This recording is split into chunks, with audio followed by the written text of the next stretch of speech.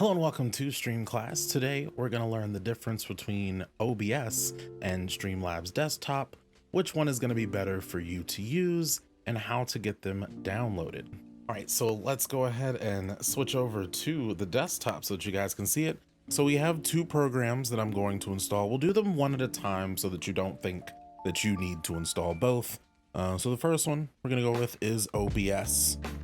So OBS being the open broadcast software.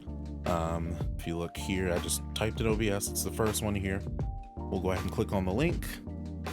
It does work on Mac and on Linux. I haven't tested on Linux. This is a Windows computer, so we'll go ahead and get it installed here. All right, we'll open the installer.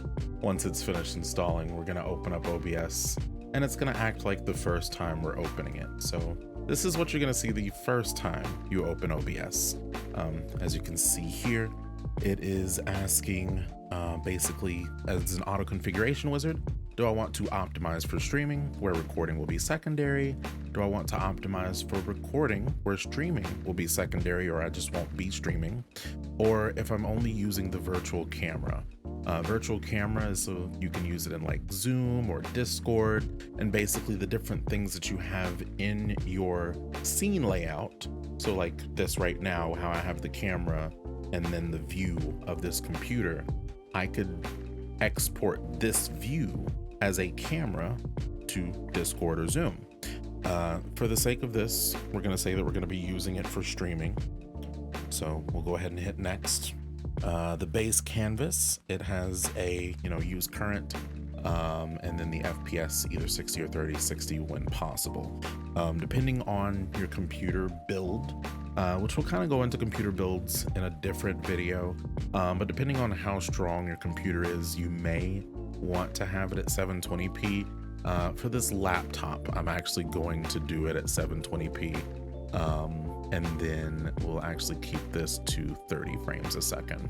On here, you can go ahead and sign in to your Twitch account. Here, it'll ask you if you want to prefer hardware encoding, which I will say yes. Let's keep that on. And then estimate bitrate with a bandwidth test. Super, super important to do that.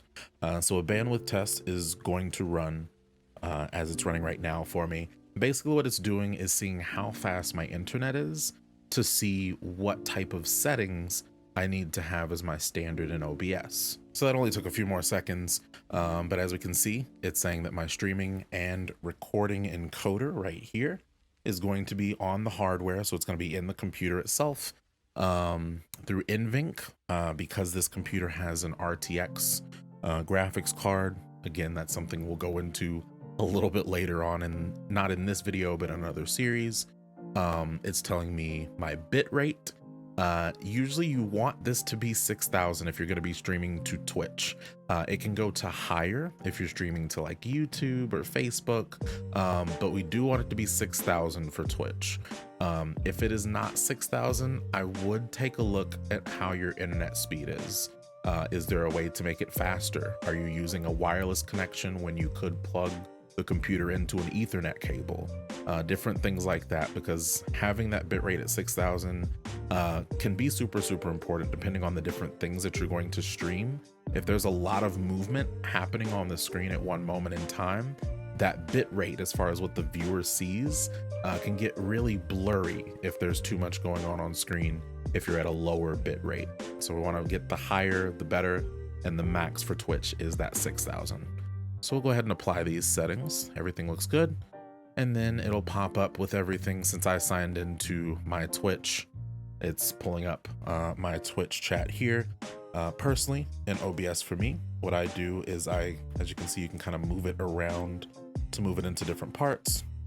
But I go and I dock it into this part here. And then this, if you want to have this, you can dock it into the other part here.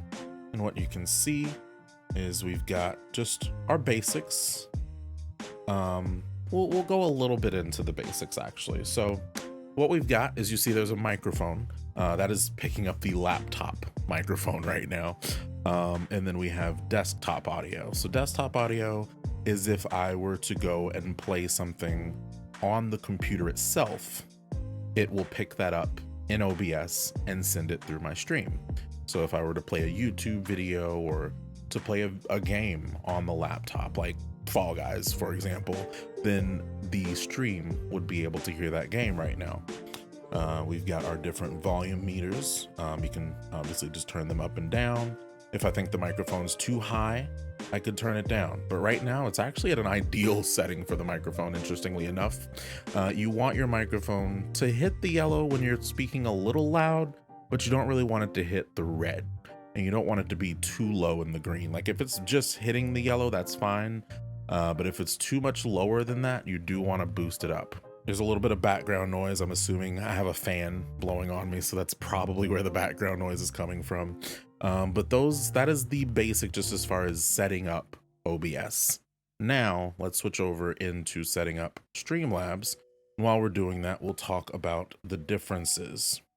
So Streamlabs is basically a sleeve over OBS that a lot of people will install. So it's simply streamlabs.com, as you see here, and we'll go to the download button. It'll pick it up based off of whatever computer you're on.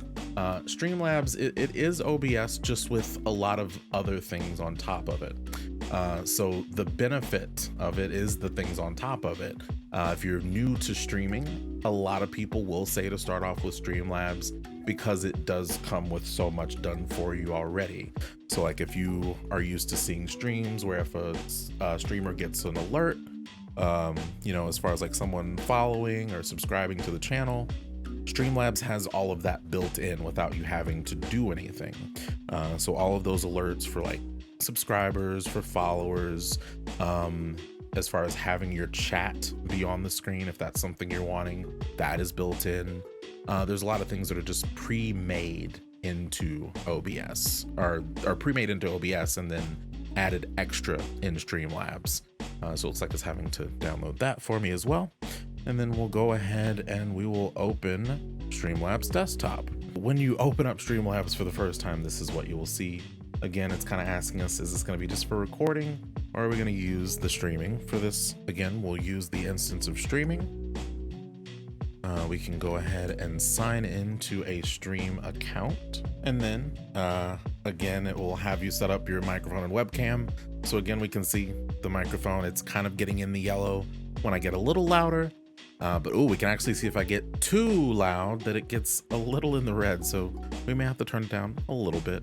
But it's using just the camera built into the laptop that I'm over here on. And then with Streamlabs, there's a few different themes that you can use for free. We'll use, since the lighting behind me is purple, use the purple starburst. We can go ahead and install that theme. And so basically that's as far as like your overlays. So if you want like a really cool background and stuff behind you, that's what those themes are. So again, it's performing that bandwidth test. So it's seeing, you know, how fast my internet is and seeing what I can do as far as streaming, as far as the hardware as well. And it just gets it up and going. From here, because we installed that purple, it goes ahead, and as you can see, it has put the camera in the frame there already. You can stretch the camera, you know, however you want it on the screen. We can match our current screen. We can put it down at the bottom right. As you can see, we've got the microphone and everything down here. If we go back to OBS, it'll be a little bit of a different scenario as far as how that process is going to work. And then we'll kind of go over a little bit more of the key differences. All right, so we are back with the OBS section, which, yes, a few days have taken place between the last filming, so I may look a little different, hopefully not too different, but we're gonna go ahead and build OBS. While we're building the OBS version, I do also want to talk about where we're gonna see some of the differences. So the differences that we'll see is with OBS, first of all, there's a completely blank slate. Streamlabs did give us that template, and that's one of the things that I always talk about when comparing the two. Streamlabs is going to be quicker out of the gate to be able to use for a new streamer, while OBS, it's not going to be as quick, but it is going to have, in my opinion, more functionality, and then also is going to be easier on the hardware of your computer. So that's the biggest difference that I always tell people when trying to debate which one to get. We'll go ahead and start here. Video capture device, we'll label it camera. And we went through there in sources. We'll go into a little more detail on different sources in another video also. And then here we can see that we're able to turn on the HD webcam, super HD, right? And then we can just drag it down, just how you would drag any normal thing in a computer program. We'll just drag it down here to the bottom right. Then on the other window, I want to say we had a game capture. So we can do a game capture here also. I don't think I have any programs open that it would capture right now. But essentially what will happen is anytime I open up a game on this computer specifically, it will now immediately start to capture that game. I won't be able to give a full example of that right now, but we'll just pretend that there is something back there. What we can do instead is we'll add this just to kind of give you an idea of what we should see. And so we'll do a display capture. And what we'll do is it's going to start out like that, but I want to say that we can have it not capture OBS. Okay, so basically what you'll do is you'll go into settings here. Just in the general settings, you can hide OBS from your screen capture. Enabling this option hides all non-projected, blah, blah, blah. So basically what will happen is once you apply that and hit OK, it now, instead of OBS, has just the desktop, which we'll put under the camera there. Again, it's a weird cow because it's a gateway computer. But so this is essentially what it's going to see now is the desktop while we're working on OBS. And so you can see there's two mouse cursors because it's not quite sure exactly what's going on. So that's a little bit of fun as far as that. But this is just your basic look at, you know, how to build a scene in OBS. So we've built a scene in OBS, we've built a scene in Streamlabs. Now let's talk a few of the key differences.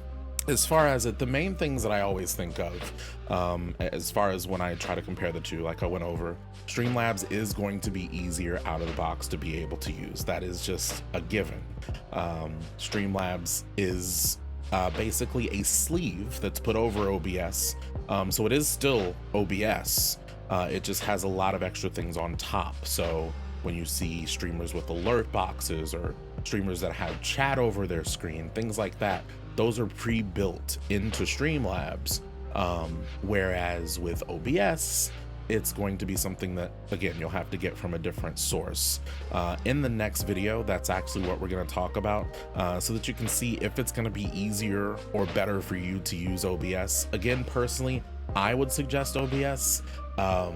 It's easier on your computer, but then also once we get into some more in-depth videos, you'll see that there's a lot of things you can do in OBS that won't have full functionality or sometimes any functionality in Streamlabs.